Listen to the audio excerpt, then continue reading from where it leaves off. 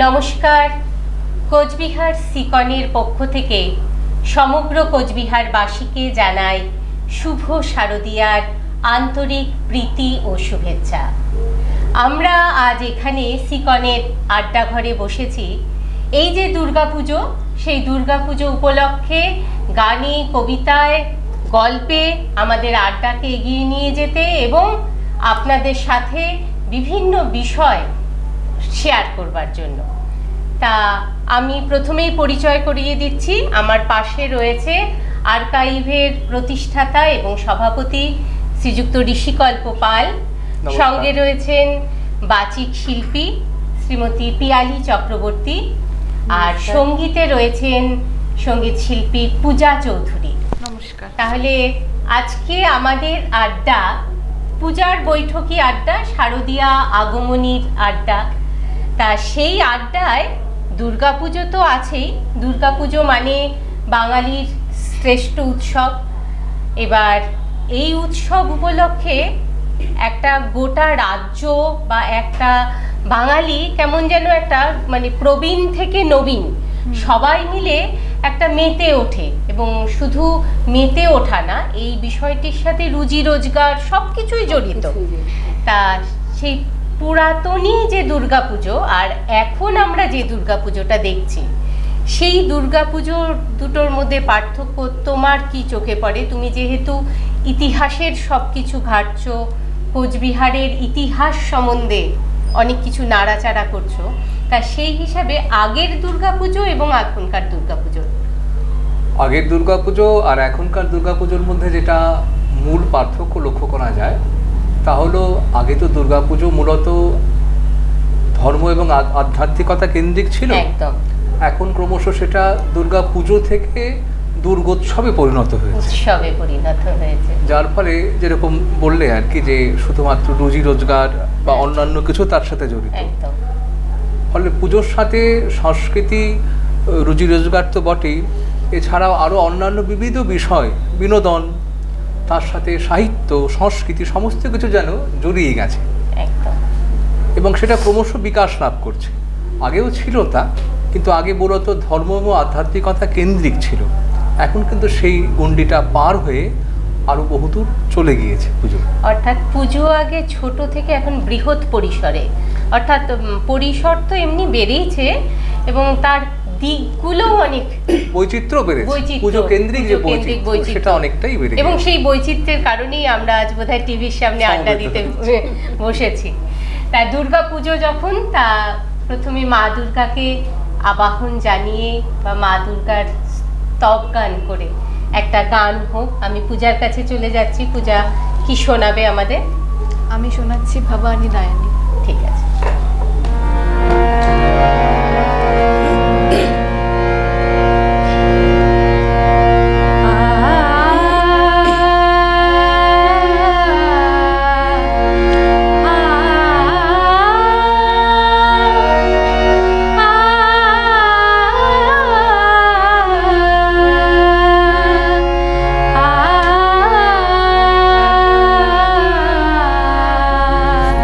আ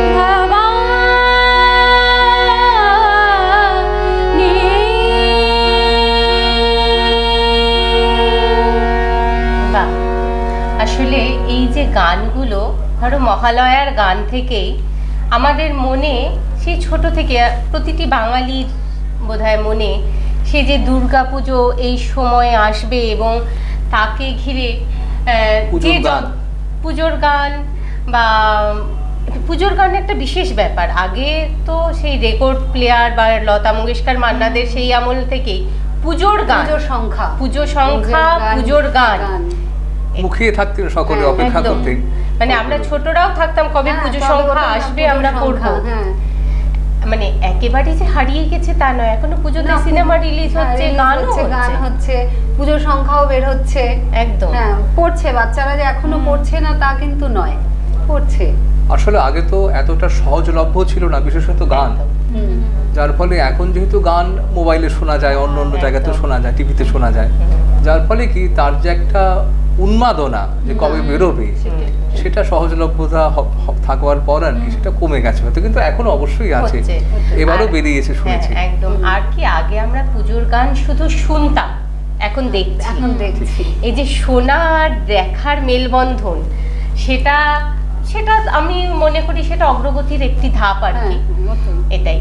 আচ্ছা, ঋষিকল্পর কাছে আবার শুনতে চাই, কোচবিহারের পুজোয় ধরো আগে মানে এখনো বাড়ির পুজো, বিভিন্ন আবাসনে পুজো হচ্ছে, প্রচুর পুজো হচ্ছে, তার সাথে কোচবিহারের পুজো বলতে আমাদের দেবী বাড়ি বড় দেবীর পুজো আছে, মদনমোহন বাড়ির পুজো রয়েছে, আর রামকৃষ্ণ মঠ সেখানের পুজো আছে। এই তিনটি বিশেষ পুজো কোচবিহারবাসীর কাছে একটা বিশেষ উন্মাদনা। তারা অন্য কোনো ঠাকুর দেখুক বা না দেখুক, এই তিনটি জায়গায় মাকে প্রণাম করতে যাবে। এবার তার সাথে পুরনো কি পুজো ছিল বা এখন, সেগুলো সম্বন্ধে যদি আমাদের দর্শকদের একটু জানাও। আসলে কোচবিহারের পুরনো পুজো বলতে সবার প্রথমে যে পুজোর নাম আসে তা বড় দেবী বাড়ির পুজো, একদম। এবং বড় দেবী বাড়ির বছরের পুরনো পুজো, প্রায় 500। আসলে সালটা নিয়ে মত পার্থক্য রয়েছে, তবে ইতিহাস সূত্রে যেটুকু জানা যায় যে 1560-এর দশকের শুরুর দিকে এই পুজোর প্রথম প্রচলন ঘটেছিল, এবং তার সাথে তো মদনমোহন বাড়ির পুজো রয়েছে। তার প্রচলন অনেক পরে রাজবাড়িতে আরও একটি পুজো হতো, তা রাজমাতার বাড়িতে, কিন্তু রাজমাতার বাড়িতে পুজো বহুকাল আগেই বন্ধ হয়ে গেছে আর কি। এছাড়া রামকৃষ্ণ মঠে পুজো চালু হয়েছে, সেই পুজোর যদিও প্রচলন অনেক পরে, কিন্তু তার যেহেতু একটা শুদ্ধ আচার মেনে নিয়ম রীতি মেনে করা হয়, যার ফলে তার একটা আলাদা মাহাত্ম্য রয়েছে আর কি। তো এই তিনটে পুজো তো আমাদের কোচবিহারের সকলের অবশ্য দ্রষ্টব্য পুজো এবং প্রাতঃস্মরণীয় আর কি। সবার আগে এই পুজোগুলো দেখে অন্যান্য পুজো আমরা দেখি, একদম তাই। সব বিশেষ করে কুমারী পুজোটা, মানে রামকৃষ্ণ মঠের কুমারী পুজো, একদম। এখন যদিও অনেক জায়গাতে কুমারী পুজো হচ্ছে, কিন্তু তবুও রামকৃষ্ণ মঠে যেরকম বিশুদ্ধ আচার নিয়মে পূজা হয় আর কি, সেটা দেখতে প্রবীণ থেকে নবীন সকলেই ছুটে চলে। আর অষ্টমী পুজোর দিন রামকৃষ্ণ মঠে যাবে, তার উন্মাদনাই আলাদা একদম।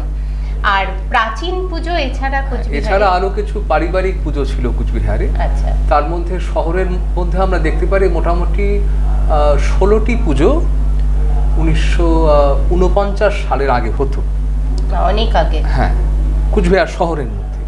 এছাড়া মেখলিগঞ্জে কিছু পুজো ছিল পুরনো, মেখলিগঞ্জের দত্তবাড়ি, চক্রবর্তী আর বিশ্বাসদের বাড়িতে পুজো হতো। সম্ভবত এখনও ওই চক্রবর্তী বাড়ির পুজোটা টিকে আছে। তুফানগঞ্জ মহকুমায় যেরকম তুফানগঞ্জ শহরে আচার্যী বাড়ির পুরনো সব থেকে পুরনো পুজো আর কি, প্রায় শতবর্ষ উত্তীর্ণ। আর জায়গির চিড়াখানার সেখানকার যে সাহেব বাড়ি আর কি, সেই বাড়ির পুজো বহু পুরনো, প্রায় 250-300 বছর বয়স হতে চললো আর কি। এটা ঐতিহ্যবাহী পুজো। মাথাভাঙাতেও তাই, মাথাভাঙাতে একটি প্রামাণিক বাড়ি শিকারপুরে, সেখানেও পুরনো পুজো ছিল। দিনহাটাতে পুরনো পুজো বলতে 3টে বাড়িতে হতো, এক মুস্তফি পরিবারে শহরে, আরেকটি হচ্ছে চ্যাটার্জি বাড়িতে দিনহাটার, আর আরেকটি বোস বাড়িতে বোর্ডিং পাড়ার। এর মধ্যে একমাত্র মুস্তফি পরিবারের যেটা পুজো সেটাই টিকে আছে। হ্যাঁ, এটার কথাই শোনা যায় আর কি। আজকাল যখন পূজা পরিক্রমায় সবাই বের হয়, মানে মুস্তাফি বাড়ির পূজাটা তারা পরিদর্শন করেন আর কি। এবং এটাও বিশেষ কিছু আচারে পুজো হয়, যেরকম পুজোতে তো আসলে শাস্ত্রাচার ছাড়াও কিছু লোকাচার, কিছু কুলাচার থাকে, প্রতিটা বংশের আলাদা আলাদা নিয়ম থাকে।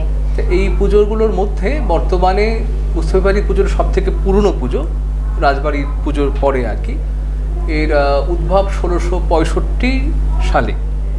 অনেক পুরানো পুজো, তবে আরো পুরনো পুজো কুচবিহারে আছে। তার মধ্যে অন্যতম যেরকম ভট্টাচার্য বাড়ি যেটা পুজো, রবীন্দ্র ভবনের পুজো যেটা হয়ে থাকে আর কি।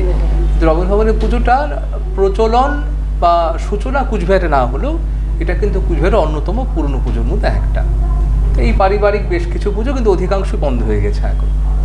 সেই আগে কি ছিল, মানে গ্রামে একটি জমিদার বাড়িতে পুজো হবে এবং সেখানে গ্রামের সবাই 4 দিন মানে পাত পেরে খাওয়া যেটাকে বলে সেভাবে খাবে, মানে এই প্রচলনটা ছিল। আস্তে আস্তে বারোয়ারি পুজো শুরু হলো, আর এখন তো বারোয়ারি পুজো থেকে এক চালার প্রতিমা, ডাকের সাজের প্রতিমা, এগুলো আমরা ছোটোর থেকে দেখে এসেছি। এখনো হয় না তা নয়, কিন্তু এখন যেটা মূল প্রাধান্য পেয়ে গেছে থিমের পুজো। তা যে কোনো একটা সিস্টেম বা সংস্কৃতি, শিল্পচর্চা যা কিছুই বলো, তা তো পরিবর্তনশীল, মানে পরিবর্তিত হয় আর কি। তা এই থিমও একদিন পরিবর্তিত হবে। মানে তা এই পুরনো পুজোর কথা হচ্ছে, আমি পিয়ালির কাছে চলে যাব। পিয়ালি, তুমি কি কবিতার তৈরি করেছো আজকে আমাদের দর্শক শ্রোতাদের কি শোনাবে? আমি প্রথমে যেটা শোনাচ্ছি, যেহেতু পুরনো পুজোগুলো নিয়ে আমাদের কথাগুলো হচ্ছে, তা সেই পুরনোতেই ফিরে যাচ্ছি। বঙ্কিমচন্দ্র চট্টোপাধ্যায়ের লেখা কমলাকান্তের দুর্গোৎসবের আমি কিছু অংশ বিশেষ পাঠ করে শোনাচ্ছি। কোথায় ফুল পাইলাম বলিতে পারি না, কিন্তু সেই প্রতিমার পাদতলে পুষ্পাঞ্জলি দিলাম। ডাকিলাম সর্বমঙ্গল মঙ্গলে শিবে আমার সর্বার্থ সাধিকে, অসংখ্য সন্তান কুলপালিকে, ধর্ম অর্থ সুখ দুঃখ দায়ীকে আমার পুষ্পাঞ্জলি গ্রহণ করো। এই ভক্তি প্রীতিবৃত্তি শক্তি করে লইয়া তোমার পদতলে পুষ্পাঞ্জলি দিতেছি।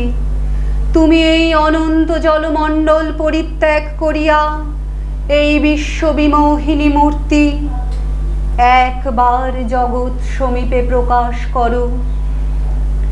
এসো মা নবরাগরঙ্গিনী, নববলধারিণী, নবদর্পে দর্পিনী, নবস্বপ্নদর্শিনী।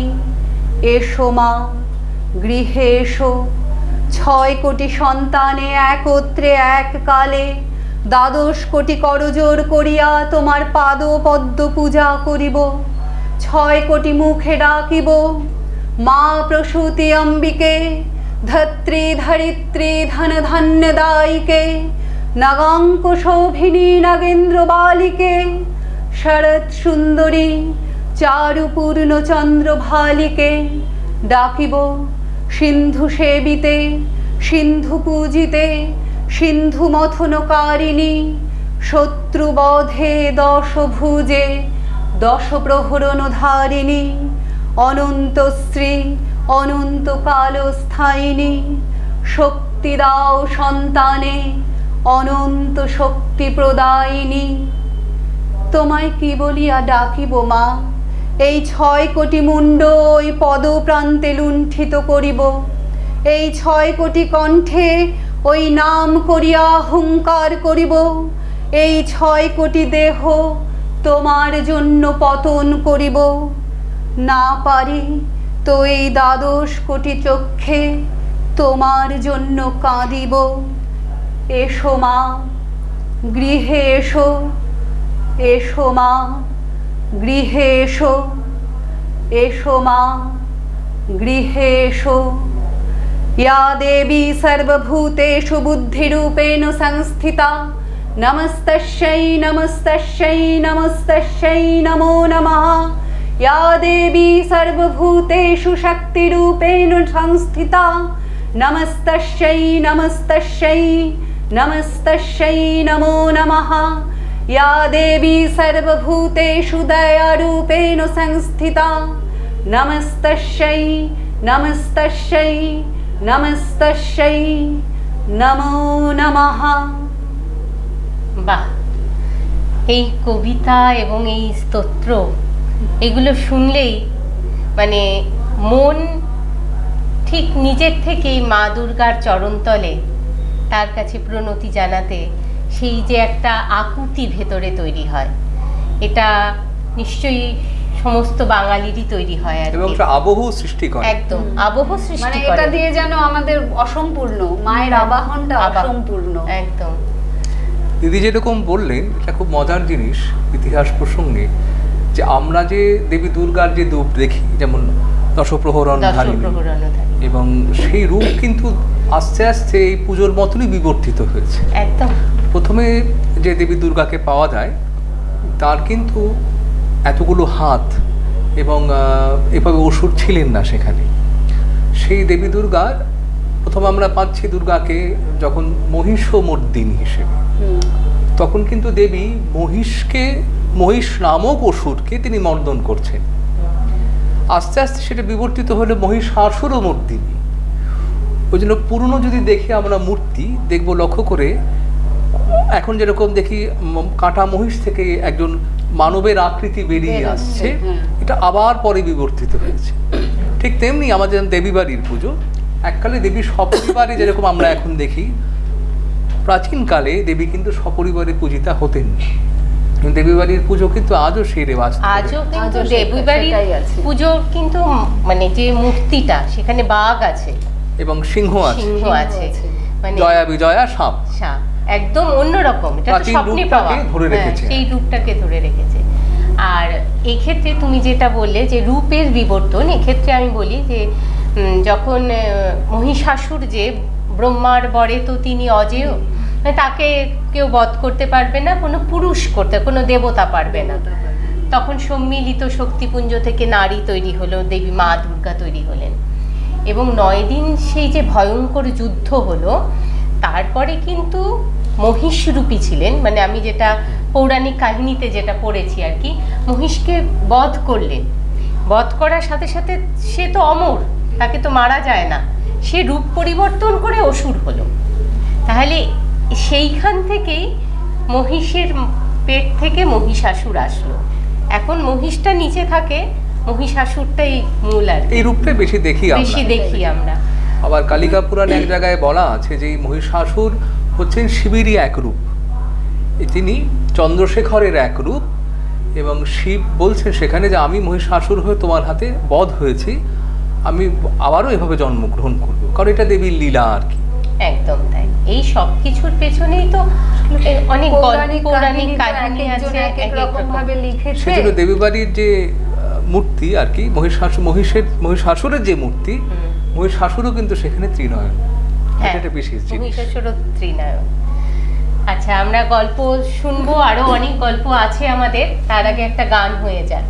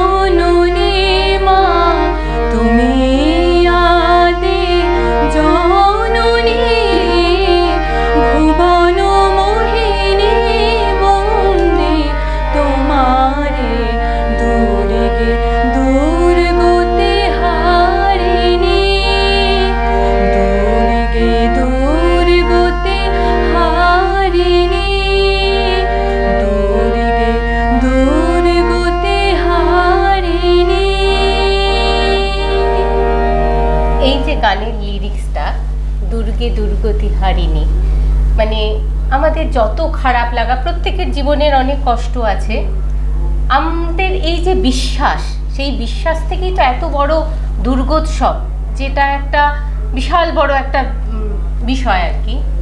মায়ের কাছে আমাদের মন খারাপের কথা বললে আমরা এখনো বিশ্বাস করি যে মা সেটাকে সব আমাদের মানে সমাধান করবে। হয়তো মানে সমাধানটা এক্ষেত্রে নাস্তিক যারা তারা অনেক কথা বলবেন যে মা কোথায় করছে, আমি করছি, কিন্তু আমি যে করছি আমার করার শক্তিটা মাকে বলার পরে আমি হয়তো পারছি। কি পিয়ালি কি মনে করো? অবশ্যই আমাদের কোনো একটা জায়গায় বিশ্বাসটা রাখতে হবে, নিবেদন, নত আমাদের নত হতে হবে, না হলে তো আমরা কিছু পাবো না কখনো না। আমাদের সেই বিশ্বাসটুকু আমাদের রাখতে হবে। করছি তো অবশ্যই আমরা যার যার কর্ম আমরা নিজেরা করছি, কিন্তু আমাদের এক জায়গায় গিয়ে আমাদের মাথাটা আমাদের নোয়াতে হবে, আমাদের নত হতে হবে। সেই এই যে তুমি একটু আগে কবিতা যেটা বললে বঙ্কিমচন্দ্রের, সেই সময় ভারত মানে জনসংখ্যা 6 কোটি হয়েছে এবং জোড়হাত হচ্ছে 12 কোটি হাত, তাহলে সেটা এখন বাড়তে বাড়তে অনেক দূরে চলে গেছে। বাংলার জনসংখ্যা 6 কোটি থেকে বহু দূর চলে গেছে। এবার এই জনসংখ্যার এত মানুষ খারাপ লেগে হোক ভালো লেগে হোক একবার মায়ের কাছে মাথা নত করছে, এটাই আমাদের প্রাপ্তি আর কি। আচ্ছা, আমাদের তো মা দুর্গাকে নিয়ে অনেক আলোচনা হলো, এবার আমরা আস্তে আস্তে কিন্তু অনুষ্ঠানের শেষের দিকেই যাচ্ছি। এবার এই যে দুর্গোৎসব মানে তো উৎসব, সেখানে কিন্তু আগে ছিল যেমন গান রিলিজ করতো, এখনো করছে, পাড়ায় পাড়ায় বেশ নাটকের মহড়া চলতো 1 মাস আগের থেকে। মানে দুর্গা পুজো হবে এবং সাথে পাড়ার মণ্ডপে নাটক হবে আর কি। এই বিষয়টা ছিল, এই নিয়ে একটা পাড়ার মধ্যে একটা সবার মধ্যে একটা মেলবন্ধন, একসাথে নাড়ু বানানো, সেই নিয়ে তোমার কি অভিজ্ঞতা? অভিজ্ঞতা বলতে নাটক হতে পাড়াতে আমরা দেখিনি, যদিও যেখানে থাকি হাজরাপাড়ায়, কুচবিহারের মধ্যে তো কুচবিহার শহরে হাজরাপাড়ার নাটক সেখানে সব থেকে নাম করা ছিল, বিশেষত পুজোর নাটক।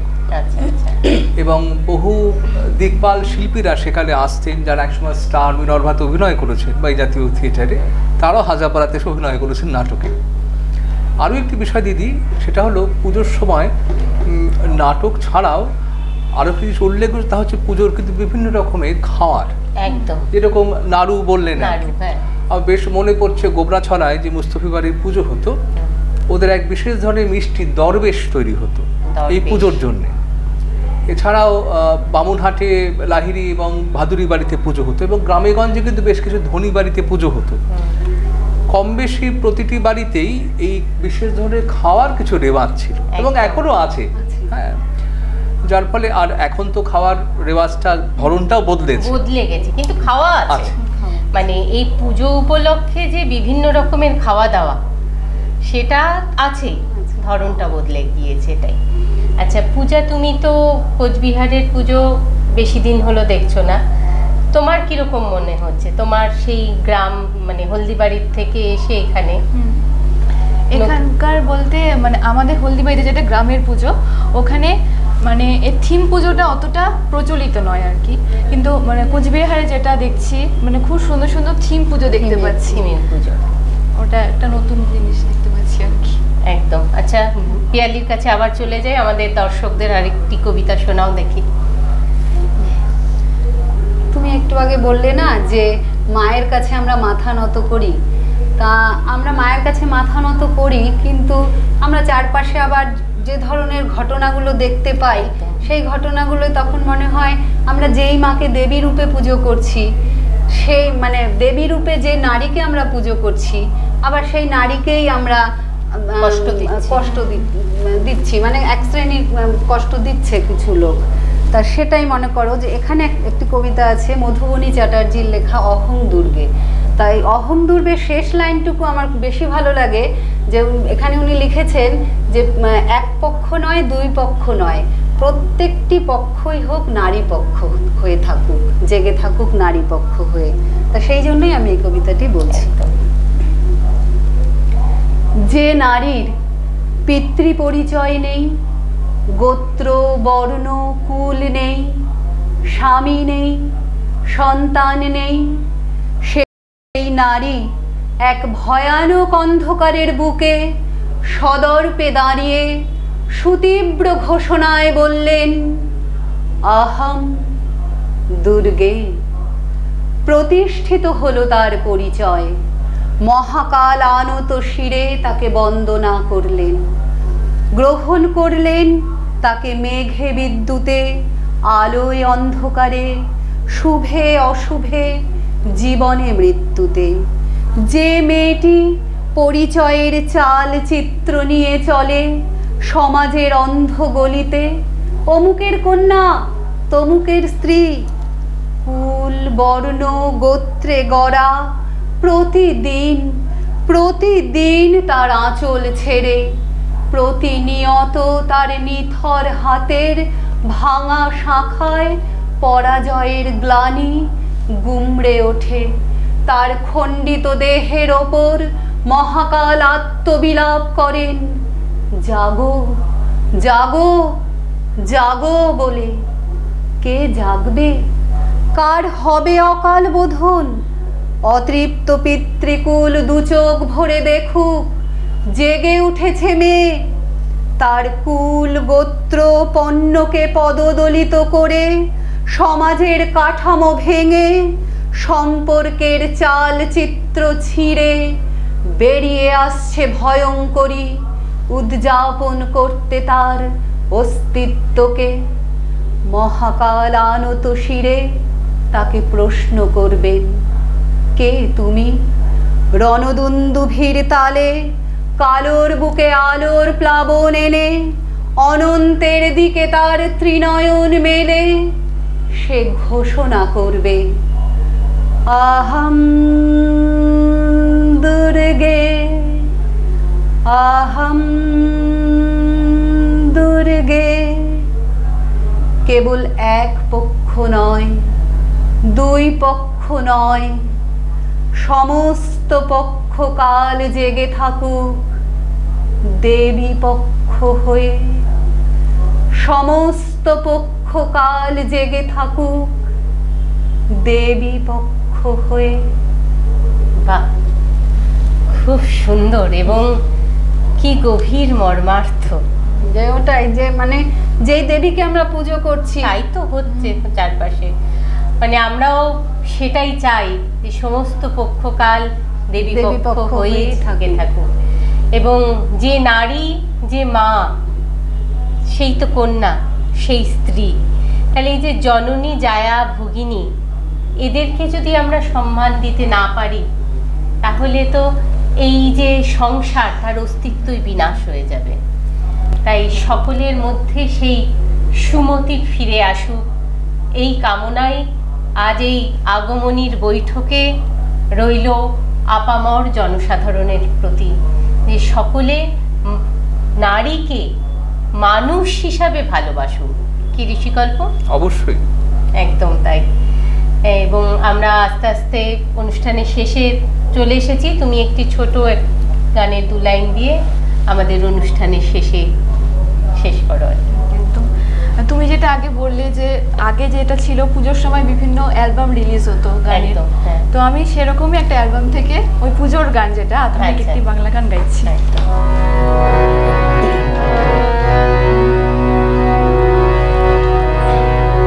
বধুয়া আমার চোখে জল এনেছে হয় বিনা কারণে,